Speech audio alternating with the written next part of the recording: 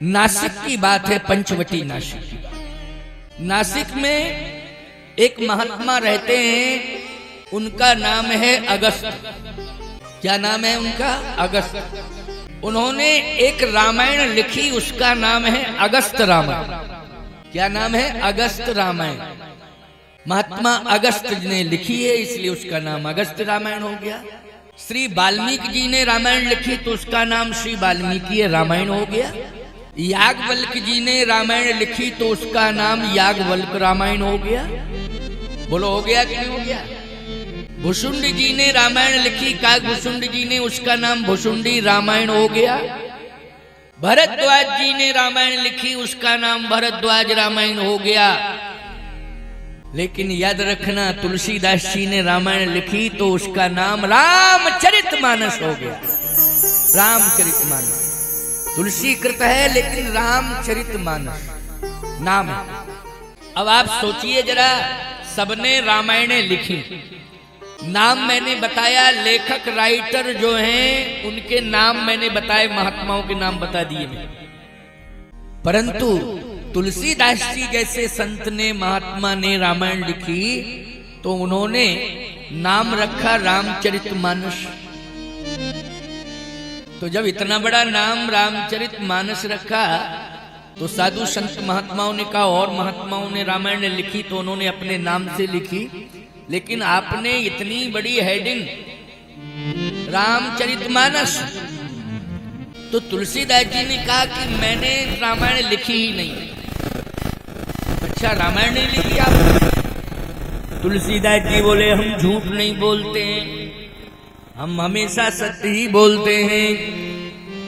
सत्य कहो लिख कागज को रे। मैं सत्य कह रहा हूं कि मैंने तो कुछ लिखा ही नहीं। फिर किसने लिखा? सपने साचे मोहि पर जो हर गौर पसा।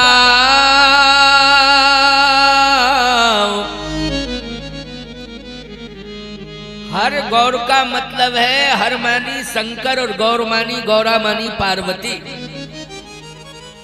भगवान शिव ने और भवानी पार्वती मैया ने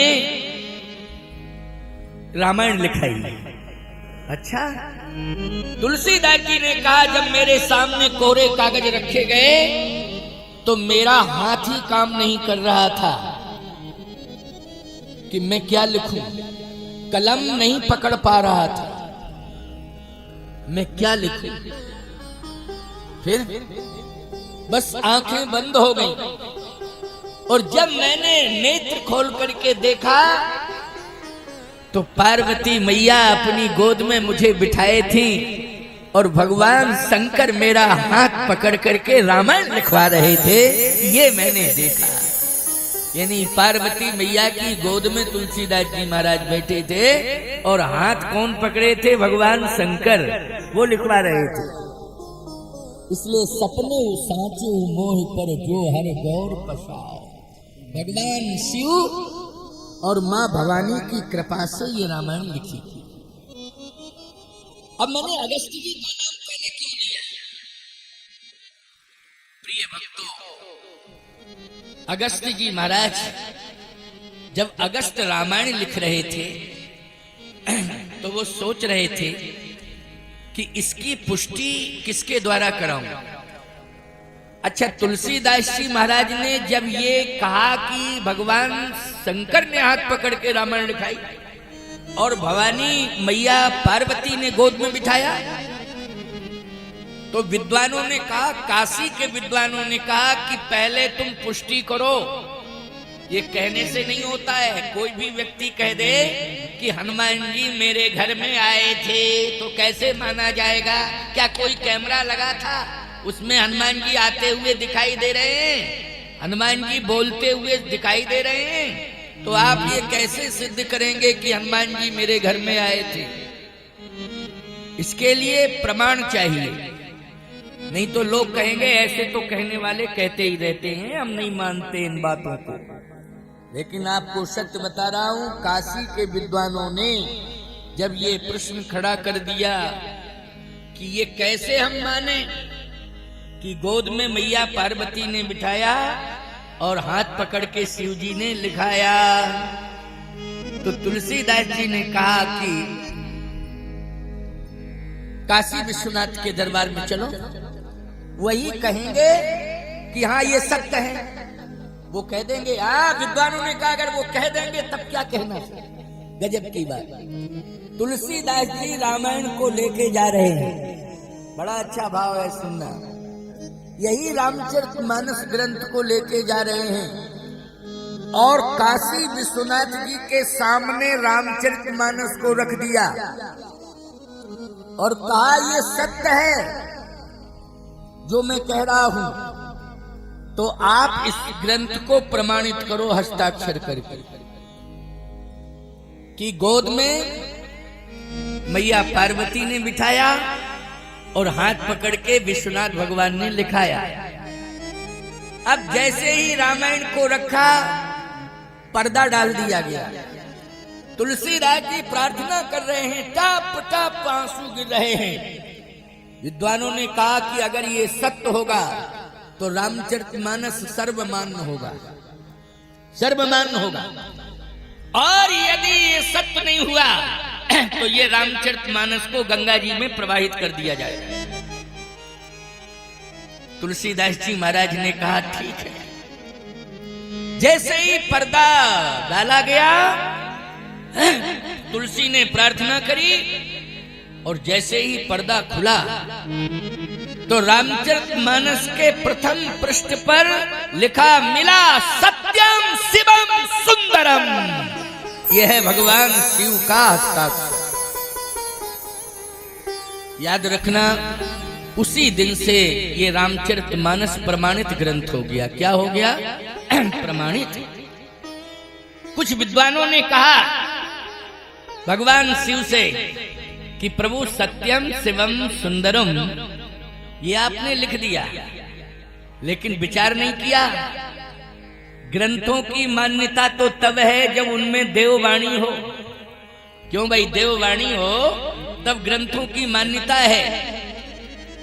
तो आवाज आई कि और ग्रंथों में देववाणी है, लेकिन रामचरितमानस में महादेव वाणी है, इसलिए महादेव की वाणी है ये सत्यम शिवम सुंदरम। क्यों भाई? प्रमाणित हो गया कि नहीं? इसलिए ये रामचरितमानस हनुमान जी को सबसे ज्यादा प्रिय है। क्यों प्रिय है? प्रभु चरित्र सुन वे को रसिया, प्रभु चरित्र सुने वे को रसिया, प्रभु चरित्र सुन वे को रसिया, प्रभु चरित्र सुने वे को रसिया। राम लखन सीता मन बसिया, राम लखन सीता मन बसिया, राम लखन सीता मन बसिया, राम लखन सीता मन बसिया। राम रसायन तुम्हारे पासा, राम रसायन तुम्हारे पासा, सदा रहो रघुपति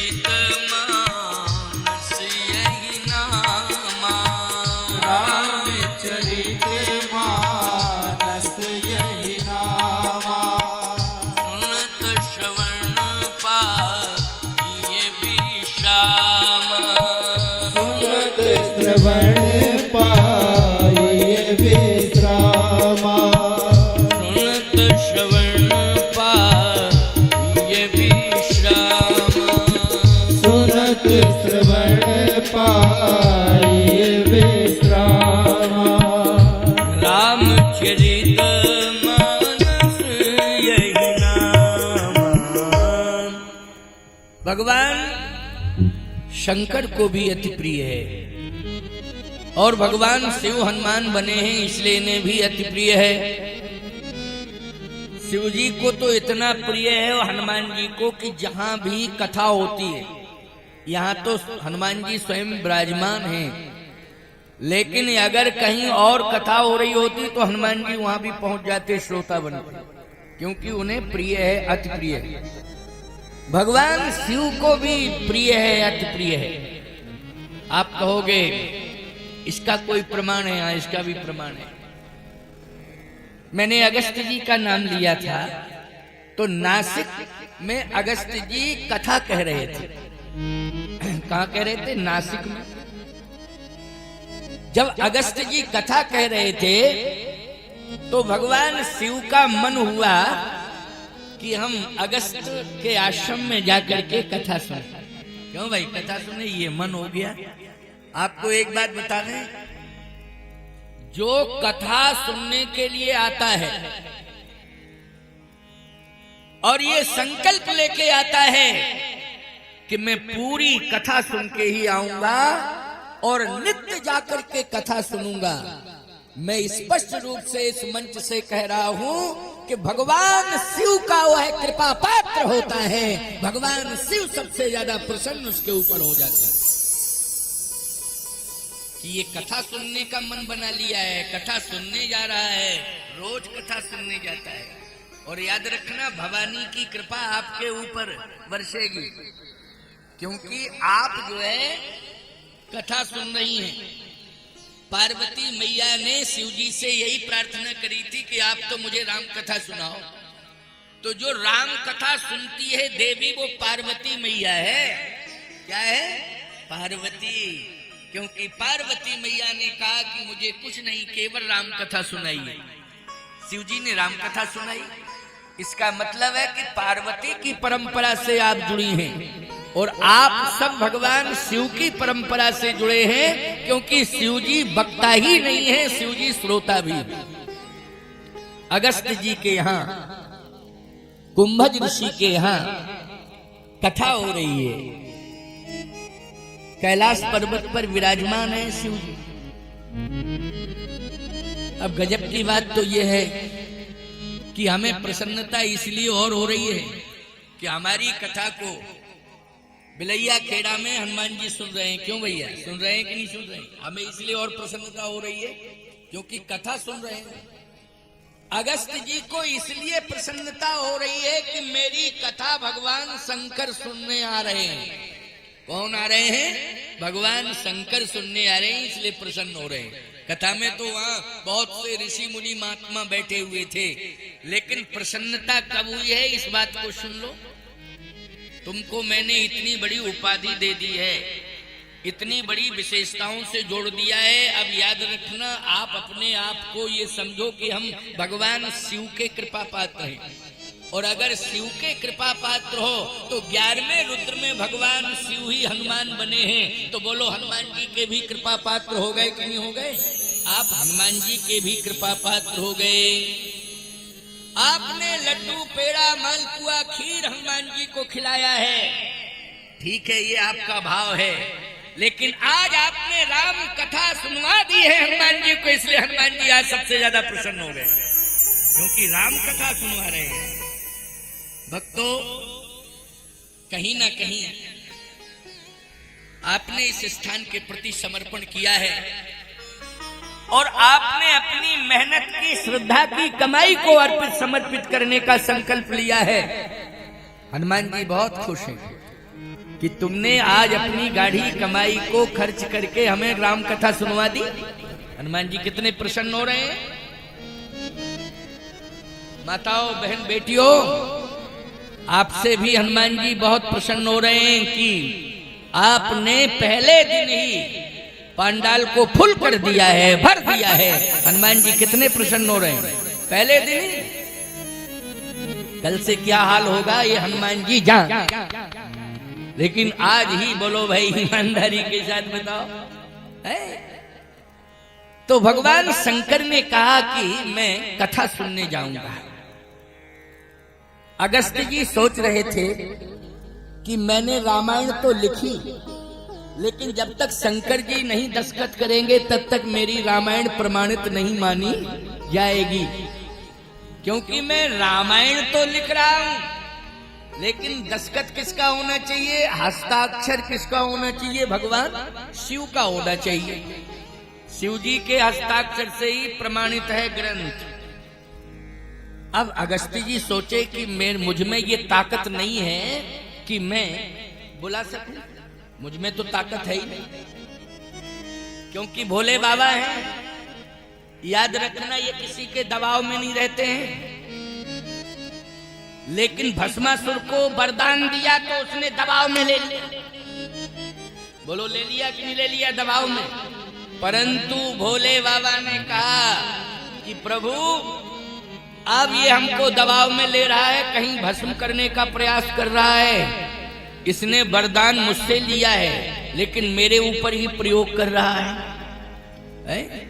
एक बात बताओ, जो लोग खुदकशी करते हैं वो जहर लाते हैं दुकान से खरीद के। क्यों भाई?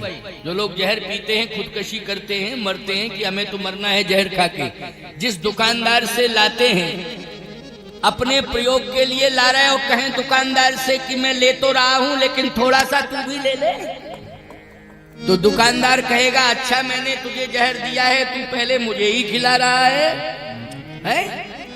सावधान, ये सबको मारने वाला वरदान प्राप्त कर रहा है भगवान शिव से भस्मासुर।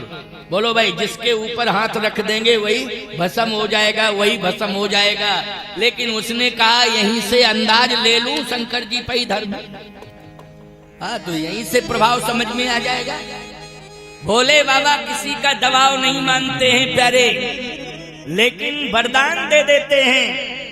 परंतु जब उनके ऊपर कोई संकट आता है ना, तो वो नारायण को पुकारते हैं। प्रिय भक्तों, नारायण की कथा भी उनको सबसे ज्यादा प्रिय है। बोलो, राम जी को पुकारते हैं तो राम जी की कथा भी उन्हें सबसे ज्यादा प्रिय है, क्योंकि शिव जी के अस्तित्व को अगर बचाया था तो भगवान ने स्वयं विश्व सुंदरी नारी का रूप धारण करके परम सुंदरी बन करके भगवान शिव के अस्तित्व को बचाया है। नारायण नारी बन गया। बोलो, नारायण क्या बन गया? नारी बन गया। किसके कारण बना है? भोले बाबा के कारण। भोले बाबा को नारायण प्रिय है, नारायण की कथा प्रिय है, प्रभु राम की कथा प्रिय है, इसलिए कहीं भी कथा होती है वो अवश्य जाते हैं। अगस्त्य जी सोच रहे हैं कि मेरी कथा, मेरी रामायण तब प्रमाणित होगी जब शिव जी का हस्ताक्षर हो जावे। शिव जी को कौन बुलावे? सोच रहे हैं कि कथा कहूंगा, कृपा होगी तो आ जाएंगे। लेकिन अपने गुरुदेव से पूछा उन्होंने कि गुरुदेव, आपने ज्ञान दिया और उस ज्ञान के बल पर मैंने रामायण लिख दी, उसका नाम अगस्त्य रामायण हो गया। लेकिन मैं इस रामायण को प्रमाणित कराना चाहता हूं भगवान शिव से। तो आप ही बताइए, उपाय बताइए कि भगवान शिव कैसे मिलेंगे। अगस्त्य जी के गुरुदेव ने कहा, कुंभज के गुरुदेव ने कहा कि एक ही उपाय है, दो से भगवान मिलते हैं। या तो भगवान का भजन करो तो भगवान प्राप्त होते हैं, या भगवान की कथा सुनो या कहो तो भगवान प्राप्त होते हैं। इसलिए तू तो कथा कहना शुरू कर दे, और जब तू कथा कहना शुरू करेगा तो उसी कथा में भगवान शिव प्राप्त हो जाएंगे। अगस्त्य जी ने विश्वास कर लिया, और जैसे ही विश्वास किया, ये त्रेता की कथा सुना रहा हूं मैं आपको, कलयुग की बात नहीं है, द्वापर की बात नहीं है, ये त्रेता की बात है। अगस्त्य जी ने नासिक में, पंचवटी नासिक में कथा सुनाना शुरू कर दिया। समय क्या है, युग क्या है? एक बार त्रेता युग माही, एक बार त्रेता युग माही, शंभु गए कुंभज ऋषि पाही, शंभु गए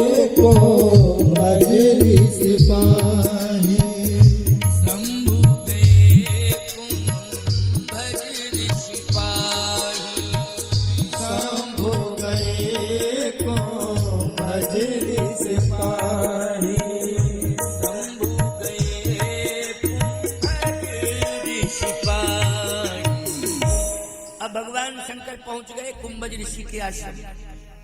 बहुत संत कथा सुन रहे थे। जैसे ही शिव जी उपस्थित हुए तो कुंभज ऋषि ने व्यासपीठ पर बैठे बैठे ही कहा, हर हर महादेव, हर हर महादेव, हर हर महादेव। संतों ने कहा कि हर हर महादेव ये नारा लग रहा है। पीछे देखा तो भगवान शिव खड़े थे। बोलो प्रकट हो गए कि नहीं हो गए कथा में? शंभु गए कुंभज ऋषि पाई, प्रकट हो गए भगवान शिव। कुंभज ऋषि ने कहा गुरुदेव की वाणी सत्य होगी कि कथा में ही भगवान प्राप्त हो जाएंगे, और आज मुझे कथा में ही भगवान मिल गए। अब बोलो तुम लोगों को भी विश्वास करना चाहिए कि नहीं करना चाहिए? तुम लोग भी विश्वास करो। अगर तुम्हें भगवान मिलेंगे तो कथा में ही मिलेंगे। ये रामायण का ज्ञान तुम्हारे हृदय में प्रवेश कर जाएगा तो याद रखना एक दिन तुम्हारी आत्मा में परमात्मा बैठ जाएगा और इसका अनुभव तुम्हें हो जाएगा। लेकिन पहले रामायण का ज्ञान अपने हृदय में रखो। केवल रामायण का ज्ञान हृदय में रखना है।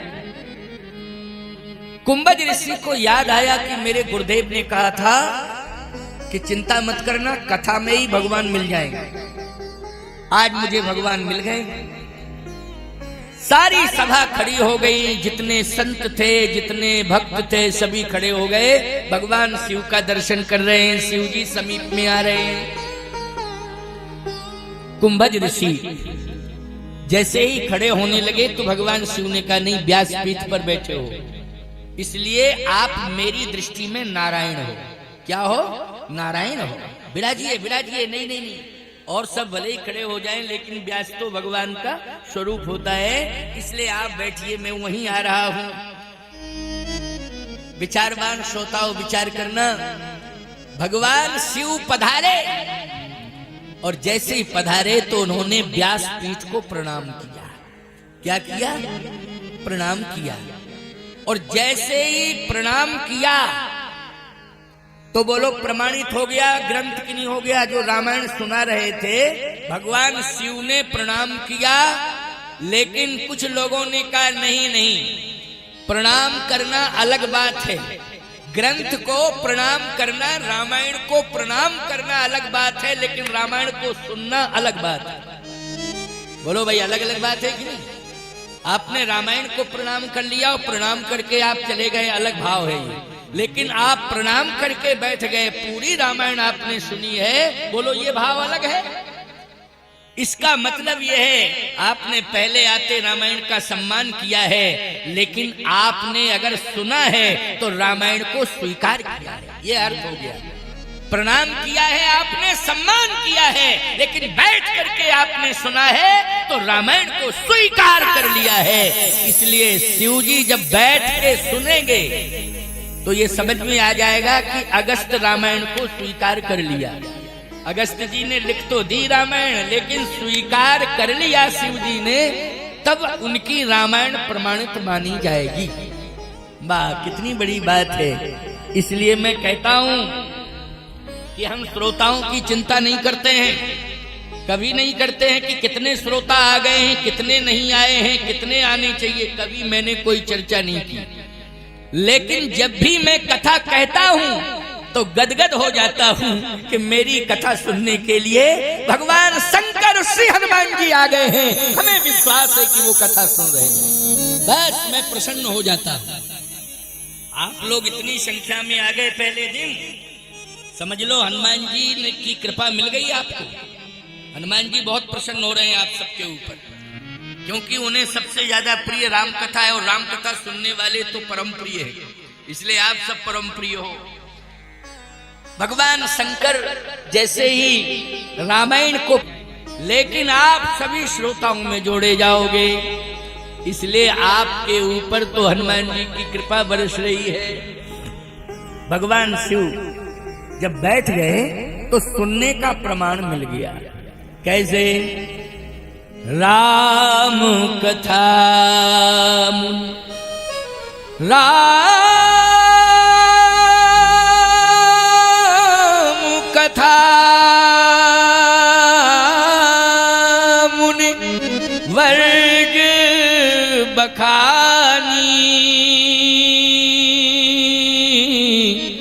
और सुनी महेश परम सुखमान। बोलो मिल गया प्रमाण। सुनी महेश परम सुख माना। सुनी महेश, शंकर जी ने सुनी कथा, श्रोता बन गए कि नहीं? सुनता कौन है बोलो? कहता वक्ता है, लेकिन सुनता श्रोता है। इसलिए राम कथा, अगस्त रामायण में भी राम कथा है, तुलसी कृत रामायण में भी राम कथा है, वाल्मीकि रामायण में भी राम कथा है। इसलिए अगस्त रामायण में राम कथा है। तो क्या सुनाया अगस्त जी ने, कुंभज ऋषि ने? राम कथा।